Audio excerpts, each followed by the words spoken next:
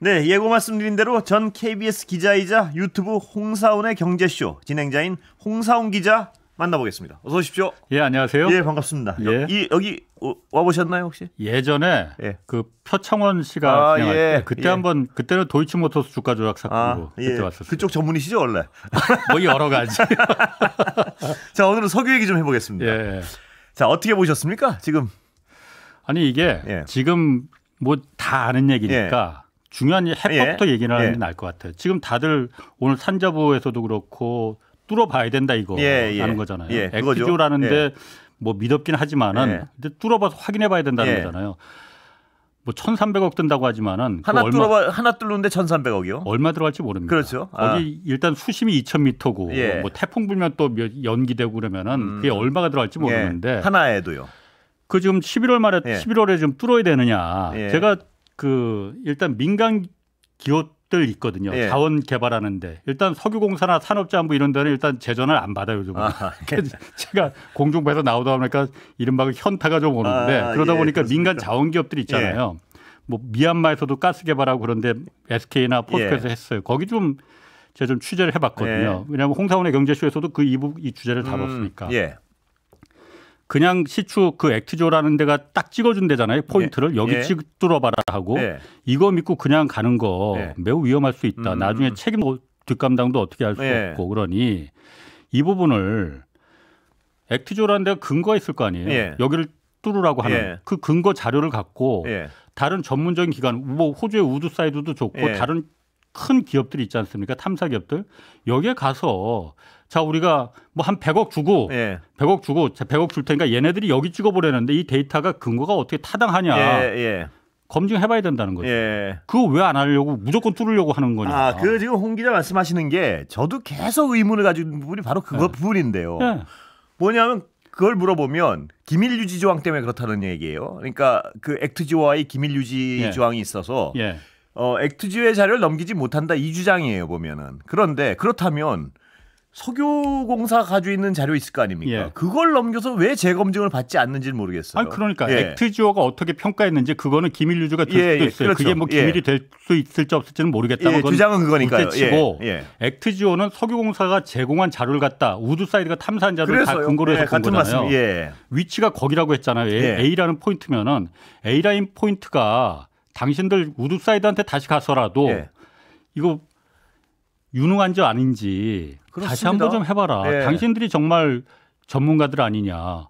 왜 안 하냐는 거지 그거를. 그걸 반드시 해야겠어요. 보니까. 그게 서로 100억을 달라고 한들 그렇습니다. 1,300억을 하기 전에 이렇게 논란이 되는데 왜 그 과정을 애써 생략하려고 하느냐 이거죠. 그렇습니다. 그 질문에 대한 답을 저도 오늘까지 못 듣고 있습니다. 그럼 말이 안 되지. 그렇습니까? 그걸 생략하려고 하면 다른 의도가 있다고밖에 이해를 못하는 거예요. 그렇죠. 그게 저만 그렇게 생각하는 게 아니었죠.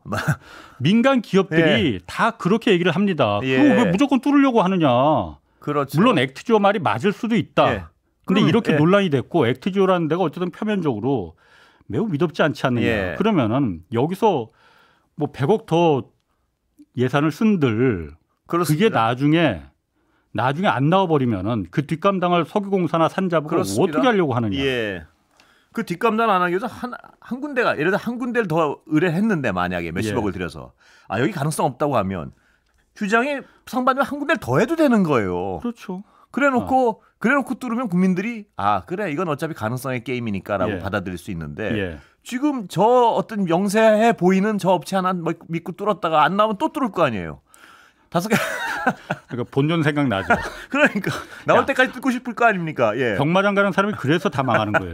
한 번 해봤다가 한 번만 더 해보자. 본전 한 방에 다 만회할 수 있어. 그게 진짜 망하는. 경마장 비유까지 나온 게 참 서글프긴 한데요.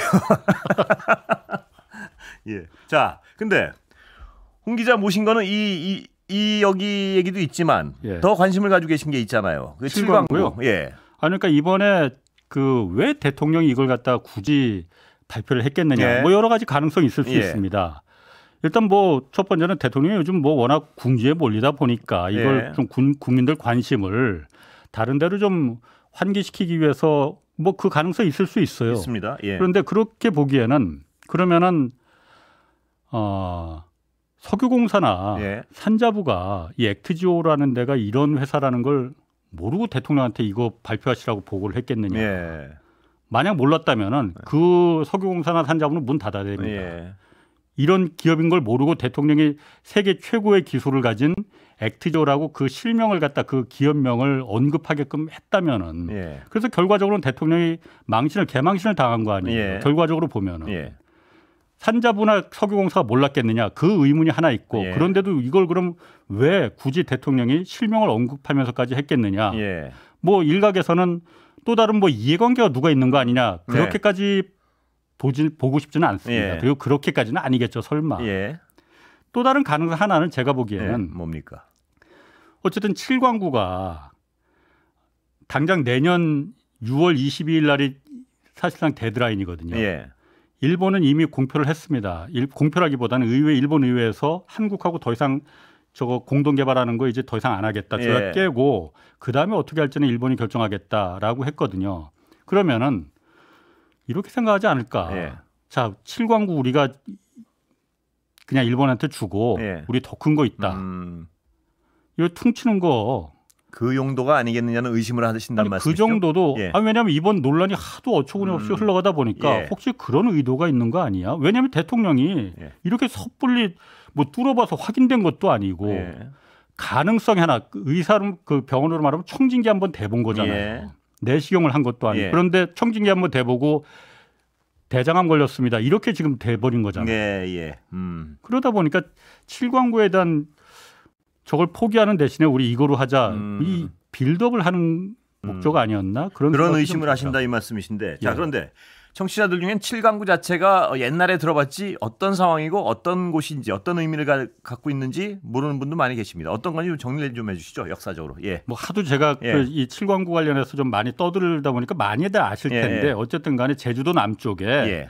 대륙붕이에요. 예. 거기는 깊이가 뭐 한 500m 이내입니다. 여기 예. 액티조 동해 영일만에 한 2,000m 된다는데 거기는 한 500m 정도라고 해서 거의 차곡차곡 해서 석유가 엄청 많이 나올 거 매장돼 있을 가능성이 있다라고 예. 예전에 유엔의 극동개발위원회라는 그 아시아 조사기구에 있었거든요. 예. 여기서 이제 그걸 발표를 한 거야. 그러니까 경제성이 높을 가능성이 훨씬 많다. 여기보다. 뭐 과거에 그랬으니까 예. 과거에 그랬으니까 거길 갖다 그 당시에 박정희 정권에서 여기 우리 땅 해버렸는데 예. 어쨌든 그게 시간이 지나면서 한국하고 일본하고 공동으로다가 소유를 하게끔 개발을 해서 뭐 나오면은 반씩 나누자 했는데 예. 어쨌든 시간이 흐르면서 국제해양법이 좀 바뀌면서 배타적 경제수역 뭐 200회리 이게 나오면서 예. 일본의 영토로 귀속될 가능성이 매우 커져버렸어요. 그러다 보니까 일본이 예. 공동 개발 안 하고 그냥 시간이 흐르면은 자기네 땅이 될 가능성이 높으니 공동 개발 조약이 이제 50년 조약이니까 예. 그게 2028년에 끝나는데 3년 전에 통보를 하게끔 돼 있거든요. 예. 상대국에. 예. 한국에다가 내년 6월 22일 날 더 이상 공동 개발 조약 안 하고 이제 협정 끝낸다. 예. 그다음에 일본이 거리상으로 일본에 더 가깝거든요. 그런데 예. 어쨌든 우리가 지분을 요구할 만한 권리가 있습니다. 예. 예. 그러니까 일본 입장에서는 땅 속에 석유가 도망가는 것도 아닌데 예. 그냥 놔두면 일본이 훨씬 더 유리해질 수 있는데 굳이 한국을 나눌 수 있겠냐 이 상황이 돼버린 거예요. 예. 그래서 여길 갖다가 뭔가 우리가 계속 시끄럽게 만들어서 그래서 나중에 혹시 국제재판이나 해양재판소로 갔을 때를 비교해서 그때 우리가 실적을 좀 쌓아야 되거든요. 예. 우리는 양국의 조약에 의거해서 예. 뭔가를 해보려고 계속했는데 일본이 이른바 그 침대 축구 해버리는 바람에 여기가 이렇게 시간만 허송세월 해버렸다. 그러면 재판 결과가 우리한테 1%라도 유리하게 나올 수 있는 거예요. 예. 그걸 지금 안 한다는 거죠. 지금. 예. 그 안 하는 배경은 뭐로 추정됩니까? 완전히 안 하는 건 아니었어요. 예. 2020년도에 3년 전에 그때는 이제 전임 정부였었지. 예. 그때 이걸 갖다가 전임 정부 그때도 시간이 착각착각 가니까 예. 더 이상 기다릴 수 없다. 우린 들어가겠다. 그러니 일본도 조광 그 개발권자를 지정을 해라. 왜냐하면 조약이 그렇게 돼 있거든요. 예. 양국이 꼭 동시에 개발을 하게끔. 예. 우리는 들어갈 때 더 이상 못 기다리니 예. 개발을 그 일본도 지정을 해라 했는데 일본이 경제성 없다고 자기네들은 안 하겠다고 하는 예. 거거든요. 그런데 그 다음에 문재인 정부 때는 어쨌든 계속 뭔가를 했어요. 예. 안 하겠다고 하니까 그러면은 이걸 갖다 여기 우리가 왜 근거가 있는지 뭐 설명을 좀 하겠다 그러니까 예. 일본에서 코로나 때문에 일본에 못 들어오니까 안 한다 그러니까 우리는 뭐 화상회의로 그럼 하겠다. 예. 이게 실적으로 다 남는 거거든요. 계속 어떤 우리는 문제를 제기를 했군요. 그렇죠. 그러니까. 예. 그리고 심지어는 뭐까지 했냐면은 예. 일본의 정부가 내세우는 게 그거였거든요. 일본 정부는 뭔가 한국이 있다고 하니까 하려고 하는데 민간 석유 개발 기업들이 나서질 않는다고 경제성 없다고. 그러니까 한국에서 어떤 생각까지 했냐면은 한국의 자원 기업들 SK나 포스코가 일본이 현지 법인을 세워서 거기가 나서게 하자. 국제 법상으로는 문제될 건 없습니다. 그런데 일본이 그걸 허용을 하겠느냐는 별개의 문제지만은 그거 안 되면은 미국의 기업들을 갖다 그럼 그냥 세우면 어떻겠느냐. 대신 여기 이름만 얹어달라 하고 그런 이제 다 스텝까지 다 세워놨었거든요. 근데 어쨌든 그게 정권이 바뀌면서 다 이제 그냥 지금은 그렇군요. 일체 움직임이 없어져 버린 거죠. 그럼 홍 기자 말씀은 지금 이 실체가 불분명한 이 대왕고래 여기 치중할 것이 아니고 칠광구 쪽에서 치중을 해야 된다 이 말씀으로도 해석이 되는데요. 아니, 대왕고래도 가능성이 없다는 거 아니에요. 그러니까요. 거기는 하고 이렇게 떠버릴 게 아니고 추가 검증하고 그렇죠. 추가 검증하면 되는 겁니다. 대통령까지 나서서 거기가 뭐 140억 배럴이면 전 세계 가장 큰 자이언트 유전이거든요. 그렇게까지 지금 심리적인 산유국을 만들어 놔버렸잖아요. 이것도 가능성 차원에서 추가 검증을 하고 검증을 하고 그보다 지금 당장 코앞으로 닥친 칠광구 문제 이거 어떻게 할 거냐. 당장 이번에 문제가 되니까 외교부에서도 브리핑을 했거든요. 왜냐하면 외교부에서는 당연히 이거 대왕고래 여기가 일본하고는 분쟁이 있는 지역이냐 없는 지역이냐 이걸 갖고 이제 브리핑을 했는데 당연히 기자들이 그걸 물어볼 거 아니에요. 그럼 칠광구는 어떻게 되는 거냐 그랬더니 늘 똑같습니다. 뭔가요? 일본과 계속 소통하고 협의하고 있다. 계속 그 말입니다. 당장 1년 앞으로 다가왔는데 1년 뒤에 그러면 일본이 가장 최악의 시나리오는 말이에요. 칠광구라는 게 지금은 어쨌든 한국하고 일본이 반반씩 소유하게끔 하고 있었잖아요. 조약이 만약에 내년에 사실상 일본이 한국하고 더 이상 안 해버리면은 중국이 거기 지금 숟가락을 얹기 시작한 거거든요. 왜냐하면 그 위치가 아주 공교롭게 한중일의 삼국의 중심 부분에 있어. 근데 일단 위치상으로는 일본에 조금 더 가까워요. 일본에 유리하지만은 중국은 가만히 있지 않을 거거든요. 당장 조약이 종료되면은 바로 군함을 밀고 매우 거칠게 들어올 가능성이 매우 큽니다. 왜냐하면 전략적으로도 여기는 매우 중요하거든요. 그럼 일본 입장에서 야 그러면 한국은 팽시키고 중국은 부담스러우니 중국하고 여기를 중일 공동개발구역으로 설정할 가능성 없겠느냐. 그 가능성 저는 매우 높다고 봅니다. 왜냐하면 지금 그 바로 옆에 중국의 유전들이 바글바글하고 한 4-5개가 되거든요. 바로 옆입니다. 그리고 칠광구에서 한 1km도 안 떨어져 있는데 중국 유전을 또 하나 5번째 유전을 시출했거든요. 그랬더니 일본이 그때는 매우 거칠게 크레임을 걸었어요. 그래서 중국의 후진타오 주석과 당시 일본의 후쿠다 총리가 거기를 중일 공동개발구역으로 지금도 만들어놨거든요. 조그맣게. 이걸 확장해서 칠광구까지 연결할 가능성 없겠느냐. 일본의 선의만 믿으면 절대로 안 됩니다. 가장 우리 입장에서 최악의 시나리오는 거기가 한국은 배제되고 쫓겨나고 중일 공동개발구역으로 설정되는 거. 그 부분이 가장 우려스러운 얘기죠. 자, 그러면 지금 그런 가장 최악의 경우를 막기 위해서는 지금 여러 가지 어떤 움직임을 끊임없이 문제를 제기해야 된다는 말씀이죠? 그러니까? 해야 됩니다. 지금은 사실 남아있는 옵션이 그렇게 많지 않아요. 딱 한 가지밖에 없다고 저는 봅니다. 그동안 그야말로 아까 제가 말했듯이 뭐 다른 한국의 법인을 갖다 조광권조로 일본 현지 법인으로 세우고 이건 지금 다 물 건너간 일이고 이미 시기가 늦었군요. 물 건너갔습니다. 그거는. 당장 내년에 일본이 이 부분을 갖다 조약을 더 연장하게끔 우리는 만들어 게 최선이거든요. 지금 나는 건. 일본은 그럴 생각이 지금은 없습니다. 그러면은 방법이 뭐가 있겠느냐. 일단 이거는 대통령이 나서야 돼요. 정상회담 의제로 꺼내놔야 되는데 한일 간의 정상회담만으로는 해결이 안 될 테니 미국을 끌어들여야 된다. 왜냐하면 미국을 끌어들이는 이유가 중국이 거기 들어온다. 그러면은 미국이 생각하는 구상하는 인도 태평양 전략하고도 매우 미국의 이해관계하고도 이거는 매우 배척이 된다. 중국이 거기다가 유전 칩뿐만이 아니고 들어와서 해군 중간기지라도 만들어 놓으면 어떻게 할 거냐. 거긴 전략적으로 중국이 태평양으로 진출하는 길목이거든요. 미국을 그 점을 이용해서 설득을 해야 됩니다. 한국 정부가. 예. 그래서 제가 작년에도 한미 정상회담, 한일 정상회담, 한미일 정상회담 계속 있었잖아요. 예. 이때 이거 공식 의제 아니더라도 비공식 의제라도 일본에서 오므라이스 먹으면서라도 비공식 의제라도 이거 꺼내놔야 된다 대통령이. 예. 그래야만이 이게 해결이 되지 외교부에서 이거 쪼물딱거려서 절대 되지가 않는다라고 예. 했는데 그 기회는 다 날려버렸습니다 이미. 올해 어쨌든 한미일 정상회담 다시 열린다는 거 아니에요. 언제가 예. 될지 모르지만 예. 한국 입장에서 이거를 안 꺼내놓을 이유가 하나도 없습니다. 앉아서 당하느니 예. 싸워라도 보고 당해야 되는 거 아니겠어요? 그런데 문제는 우리 정부가 지금까지 어떤 현 정부 들어서요. 대일 관계에 있어서 조금이라도 불편한 얘기는 하나도 한 적이 없어요. 이 얘기도 끊을 가능성이 없다는 게 지금으로 전망해 보면 그쪽이 더 가능성이 높지 않겠습니까? 그러니까 언론에서 계속 지적을 예. 해야죠. 정부가 의지가 없으면은 언론에서 계속 지적을 해서 정부가 등 떠밀려서라도 그 뒷감당을 어떻게 예를 들어서 만약에 예. 일본이 한국 내쫓고 나서 중국하고 우리 손잡고 할래 이래버리면은 정부가 그 뒷감당을 할 수가 있겠습니까? 예. 뒷감당을 할 수가 있겠어요? 지금 영일만 저 대왕고래가 문제겠습니까? 예. 이걸 언론에서 계속 말을 해줘야만이 정부가 하다못해 등 떠밀려서라도 뭔가를 젓갈이라도 얹어 놓을 텐데. 예. 근데 지금 예.